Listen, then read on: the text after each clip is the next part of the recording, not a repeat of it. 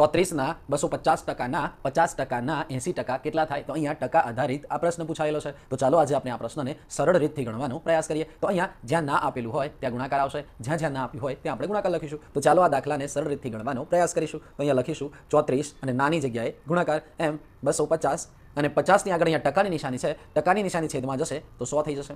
એવી રીતે ગુણ્યા 50 અને છેદમાં 100 ગુણ્યા 80 છેદમાં 100. હવે જે ઉડતું હોય તે ઉડાડી દેવાનું. તો ચાલો સૌપ્રથમ અહીંયા 0 0 ઉડી જાય છે, તો અહીંયા 100 ઉડી ગયા. હવે આ 80ના ભાગ પાડીએ તો 20 ગુણ્યા 4, 20 ચોક 80, અને અહીંયા આ 100ના ભાગ પાડીએ તો 20 ગુણ્યા 5, 20 પંચા 100. તો 20 ઉડી જશે. અહીંયા 5 5 ઉડી જશે. હવે આ 100ના ભાગ એવા પાડો 25ના ગુણાંકમાં, તો 25 ચોક 100. તો આ 4 ઉડી ગયા. હવે આ 25 ઉડી જશે અને અહીંયા આ 25 ઉડી જશે. એટલે અહીંયા બધું જ ઉડી જાય છે, કંઈ રહેતું નથી. તો અહીંયા આપણો જવાબ મળી ગયો કે બધું જ ઉડતા અહીંયા છેલ્લે 34 જવાબ મળે છે. તો આ 34 આપણો અહીંયા સાચો જવાબ ગણાશે. Option she is the right answer.